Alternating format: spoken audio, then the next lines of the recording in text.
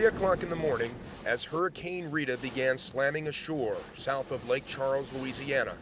A speck of light at first, and then what appeared to be the figure of a man from the darkness. James Campbell, a search and rescue specialist from Huntington Beach, California, was out searching for anyone alive in this madness. His attention was drawn to a house trailer with a flickering light inside and someone whistling out from within. Campbell approached. Inside, he found a tired and weary young New Orleans man who had recently come to Lake Charles after losing his home during Hurricane Katrina in New Orleans. He asked Campbell to save his fiancée. They took refuge in our news vehicle. You guys all right? Yeah, we all right. Anybody in any other houses that you know of? We were the only ones in there. And minutes later, buildings around us broke loose. Get in the car, man. Damn.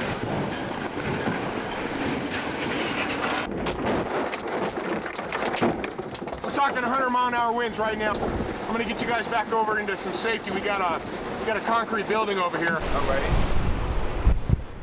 By daybreak, we could really begin to see what kind of damage Hurricane Rita inflicted throughout Lake Charles.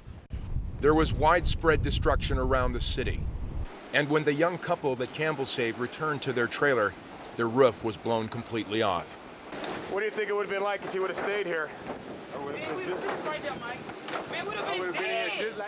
Michael Polk and Sandy Nicole say they are grateful to James Campbell for saving their lives. Before they could really thank him, James Campbell was on his way back into the outer wall of Hurricane Rita on a mission to rescue others. Mike Kirsch, CBS News, Lake Charles, Louisiana.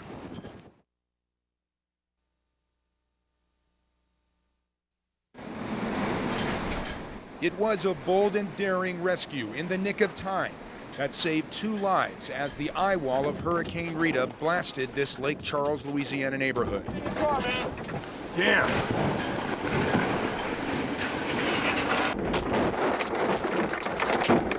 We're talking 100-mile-an-hour winds right now. You had nowhere to go? Yeah, we had somewhere to go. We just couldn't move in this weather. Sandy Nicole and her fiancé Michael Polk had just lost their home in New Orleans during Hurricane Katrina and were taking refuge here in a friend's Lake Charles trailer house. And then Rita came. We happened to be filming at a trailer next door as Los Angeles-based search and rescue specialist James Campbell was searching for other people in the area. We noticed a flickering light coming from the couple's trailer. Yeah, I was trying to get somebody's attention with the lighter, with my big lighter. And then Jim showed up. Jim showed up and rescued me.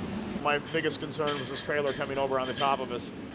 You can't mess with Mother Nature. She's the one that makes the rules. Campbell then got the 2 into our news vehicle. Anybody in any other houses that you know of? We were the only ones in there. And shortly afterward, a massive chunk of debris crushed the front end of the SUV. Their chances of survival is probably pretty slim. 125-mile-an-hour winds with 160-mile-an-hour gusts. If I were them, I'd buy a lottery ticket. We drove them to a safer place where they thanked Campbell for his heroism. It all ends in a happy story. You know, people are going to call you a hero. Not a hero. Just, I enjoy what I do. Nicole and Polk say their survival together is a sign that they are meant for each other forever. A little hurricane romance? Oh, it's more than a hurricane romance.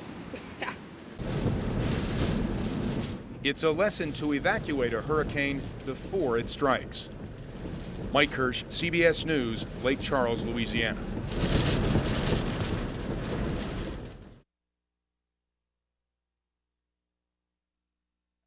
CBS 4's Mike Kirsch live on the phone for us tonight. Mike.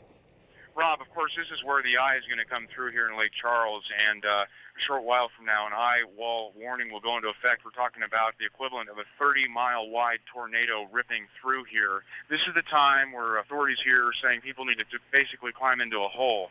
We've had transformers blow up around the area. We're completely in the dark right now, and we just came back from a trip to Cameron, Louisiana, which is about 39 miles south of here, where we experienced 70-mile-per-hour winds, blinding rain, horizontal rain, and an area that will certainly be submerged in water. It is right on the Gulf. It was very difficult to get out of there. There were certain moments where we didn't think we were going to make it out of there. We could not see on the road. Trees have been falling. We saw transformers blowing up, and again, telephone poles on fire. Very dismal scene here right now as we've made it to Lake Charles. This is the eye of the storm. This is the bullseye, and we're going to try and hunker down for the night. Fortunately, most of the residents are gone, but there's no telling what this place is going to look like come sunrise tomorrow.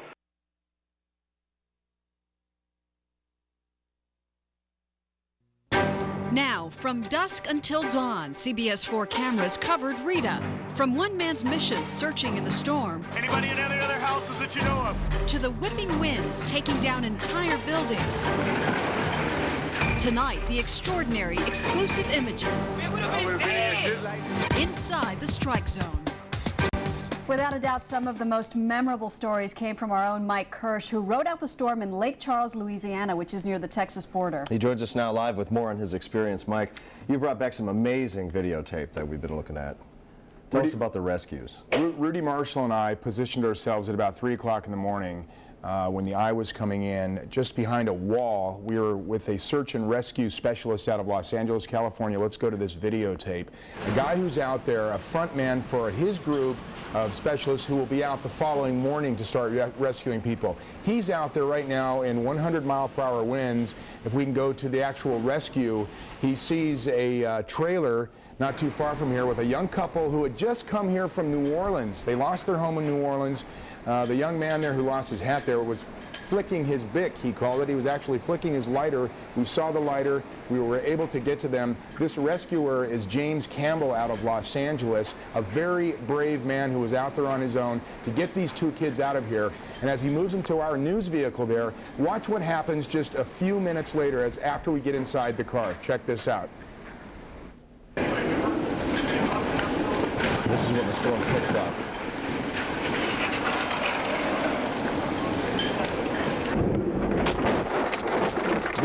Right, Rob. This is the actual concrete from behind this structure behind us, just coming down on top of us here. We were inside the car, and we were able to drive these kids out of there. You see a broken rearview mirror. This car, as we dropped it off to Avis this morning, was classified as totaled. You can see the smashed front end there. We were very lucky to get out of this, and those two individuals, that young couple, were lucky to escape as well. So literally minutes after you got those people out, all of that began coming down. All of that started collapsing all around us. This was a very dangerous area where you had trailer parks. As we all know, these are very flimsy buildings. We saw what happened to some of these parks in Homestead years ago during Andrew. And this time, as they got out of that trailer, their roof came off. We went back the morning after the roof was gone. Oh, no. And as this rescuer, James Campbell, said, you know, God knows what would have happened to them had he not reached them. And, you know, the big question is, why would someone stay inside their house? Why did they? Well, they said that, you know, they evacuated. They had a plan to leave, but the weather got so bad they just didn't get out in time, and they realized they made a mistake. And this. When you were sitting in that car, Mike, as all that was happening, what was going through your mind? Well, that thing, the car was rocking like it was, I don't know what, it was like being at, you know, on the high seas. The thing was just shaking. But there you see the roof behind us start collapsing around us.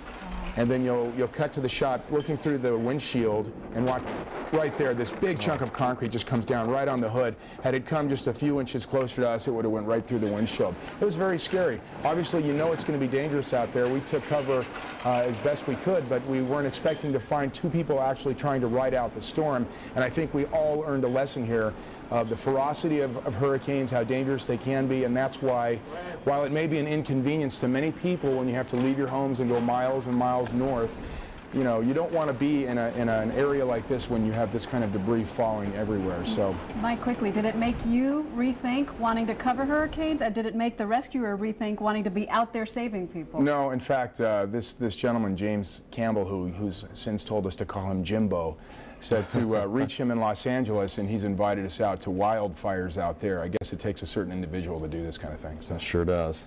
All right, Mike. Certain individual to cover it too. Thanks, Mike. Thanks. Thank you.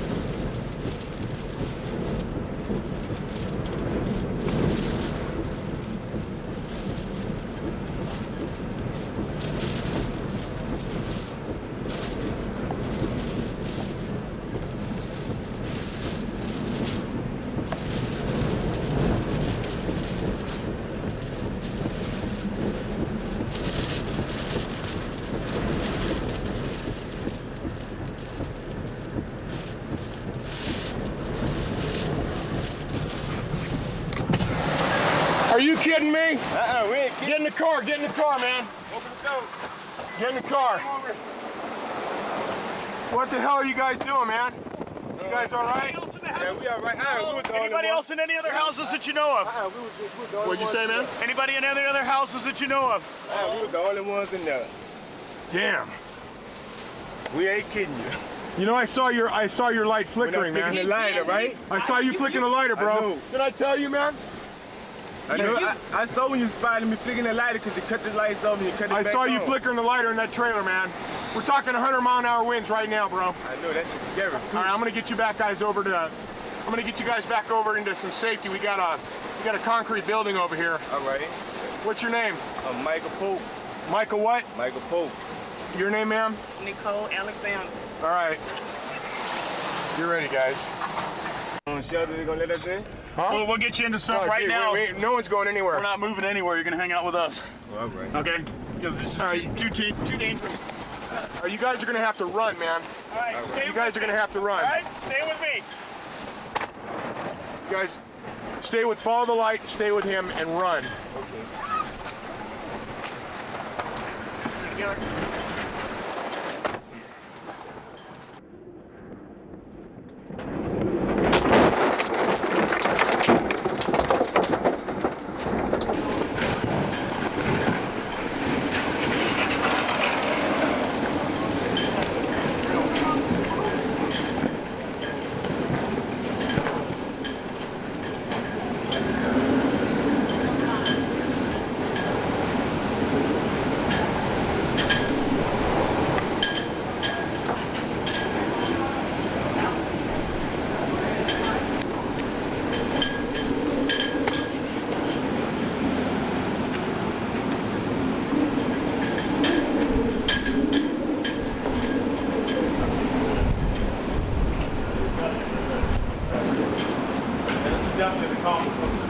If we start on this.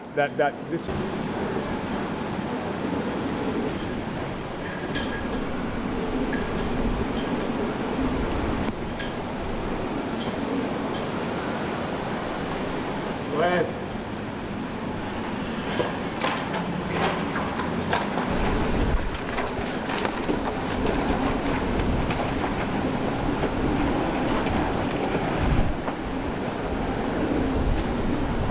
Is there any way we can set him inside here?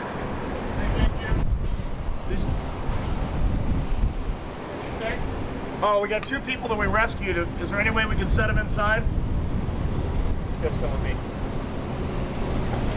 How you doing? I'm with the Kelly Rescue. We got 2 people we rescued out of the house. Can we No, they're not. You cannot. No, they're not. They're not. Sir, you turn it off or I'll take it off your shoulder. No, you would not. You would not. You would not. You turn it off. You would not. Take it out. You would not. I'll go on. Hey, brother. Brother. Hey, yo. Brother. Hey, we all came through this hurricane together, man. Sir, we did. But I've got a job to do, and you can't take pictures of us or this hospital or anybody we take out of there without having permission from the hospital. Now, if you want to wait a minute, I'll get the PR people down here and he can do what he wants. Okay.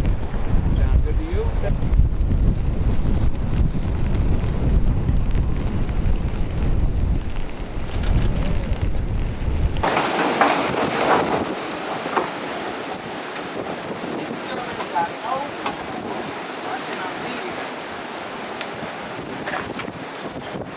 So what do you think, Michael?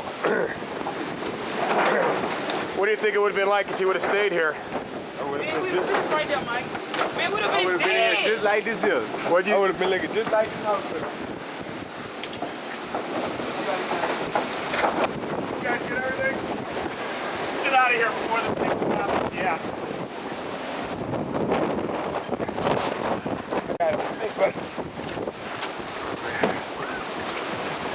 Go.